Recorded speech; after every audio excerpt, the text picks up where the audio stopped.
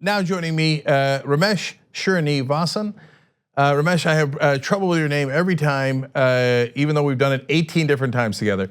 Okay, and even though my name is Cenk. All right, anyways, Ramesh is a professor at UCLA, and I love, this is another thing I love every time you come on, saying all of your degrees.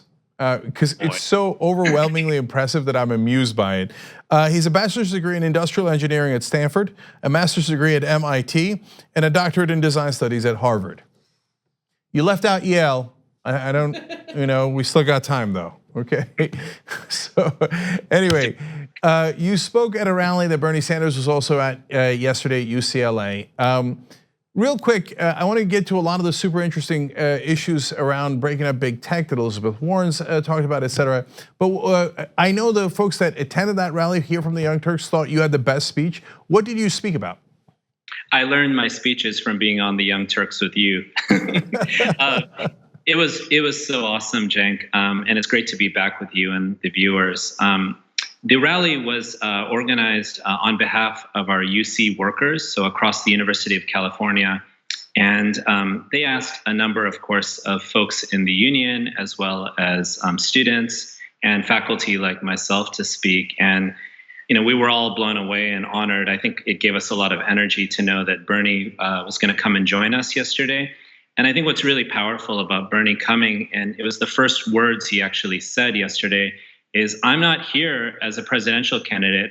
I'm here to stand with all of you. And I think that gave people a lot of just a feeling that this politician is not here just to feed us, platitudes and do lip service to our causes and maybe put a tweet up to, describing some sort of solidarity to what we were all doing, but is actually here putting his body in this space and sort of speaking to people in a very direct way, and speaking to his decades-long history supporting workers' causes and the causes of unions. And one thing you'll probably notice right now, or all of us are noticing, is how much attention is being given by many of the Democratic hopefuls to unions all over again. And that's pretty interesting and timely. But there's really one figure more than any other of the candidates in my mind who stood with unions and stood with workers' rights over the past literally 4+ decades.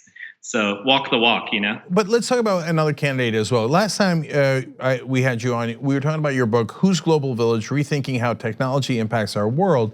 And you said something there that I've actually, you don't know this, but I've quoted off air dozens of times since then about how the people writing the algorithms in a very specific area, usually a specific ethnicity and race, affect the culture of the whole world through those algorithms. Yes. So now Elizabeth Warren is talking about maybe breaking up big tech. Super curious as to what your thoughts on that are. Well, I think first of all, she's trying to, on a political level, differentiate herself from other candidates so she can actually put out messages that get our attention and are meaningful for many of us.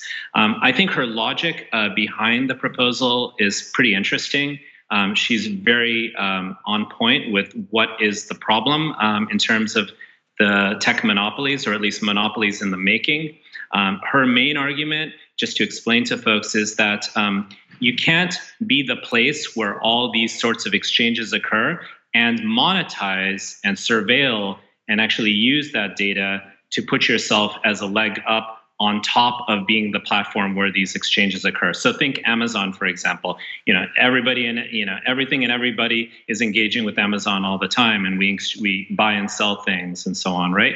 But what Amazon is also doing, which is far less known, is gathering data, the most granular, incredibly incriminating and deeply invasive forms of data around those exchanges. So by gathering that data, it's actually able to be the lead dog with any industry it chooses and knock out any of the retailers that are advertising their products on its site. Because Amazon is not simply a retail place, an e-commerce place, it's also the place where a lot of web-based data and web services live. So that's her point. You can't be both. You can't be the platform and the marketplace and monetize that, yet also gather that data so you're a leg up on everybody else. Similarly, think about new industries, right? So like Uber, for example, is valuated massively despite not necessarily being a cash revenue positive business. And a large reason why is because the investors realize that the gathering of that data allows Uber to be a leg up on new industries and potentially monopolize those industries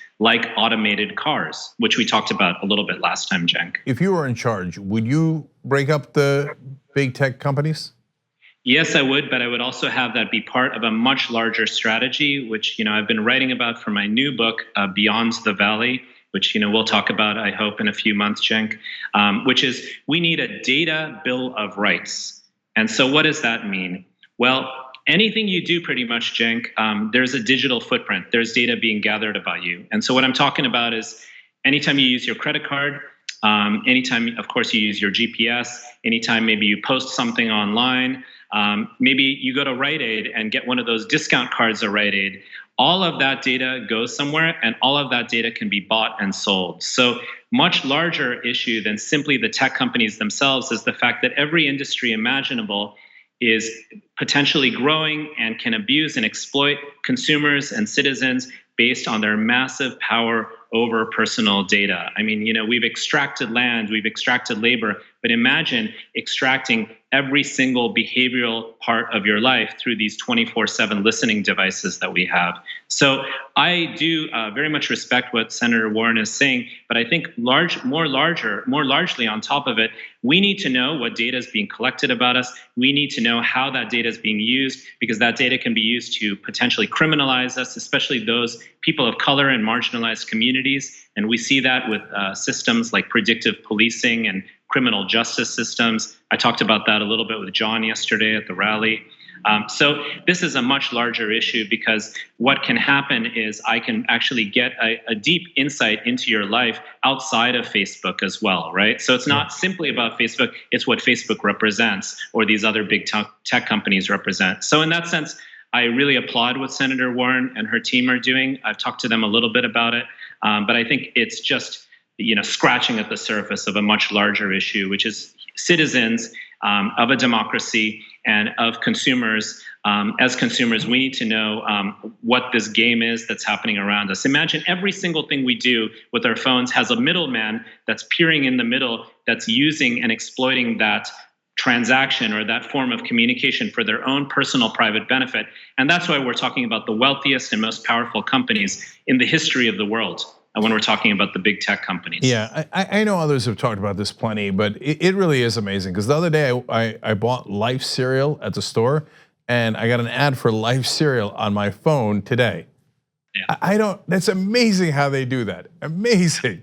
So, but I want to move on to another topic though before we run out of time. I wanted to get your thoughts on how the social media cycle is affecting the 2020 elections. What's your take on that? So, we have an Instagram celebrity in the making in Beto O'Rourke running for president. And, I'm being a little glib there, but it really does speak to how every political cycle, every election is partly a story about technology and specifically the ways in which social media operate and function. We see the Bernie Sanders strategy, right, which is a powerhouse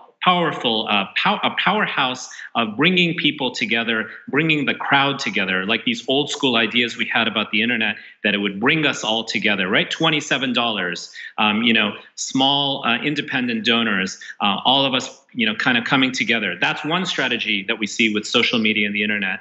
But another strategy, which without question is going to be part of what's going to happen here, is the gathering of data and to be used in such a way so that people are fed content on their phones and online that are based on ideas of behavioral manipulation. And that's exactly what the Russian government did. That's exactly what Cambridge Analytica did.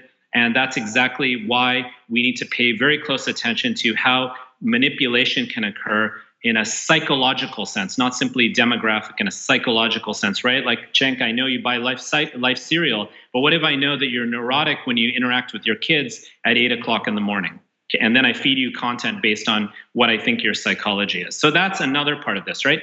Data, the internet can be used to bring us together, but it can be also used to manipulate us. And we can also see how millennial appealing candidates, and I'm a little concerned about Beto's impact potentially on the Bernie kind of voting bloc with youth, can also bring people together. You look at the ways in which, for example, Beto content is being shot, the kind of casual nature of it, it kind of looks like a Snapchat feed or an Instagram live feed at times, right? And so these are all strategies. These are strategies of storytelling. They're strategies of data gathering and surveillance. And they're also strategies of bringing working class, middle class, ordinary people together in a very democratic fashion. And the internet has all three faces to it. The question is, for me, more largely, what kind of internet, what kind of digital world are we going to fight for? Are we going to fight for one of justice and equity and balance, or are we going to fight for one of abuse and manipulation and surveillance? All right, Ramesh, great to talk to you as always. Looking forward to your new book, and everybody check out Who's Global Village. I'm sure you can get it on Amazon. All right, we appreciate it, brother. We'll see you soon. Great to see you, Cenk. Thank you. The TYT Plus app is now available on iOS and Android. Download to get more TYT content at tyt.com/app.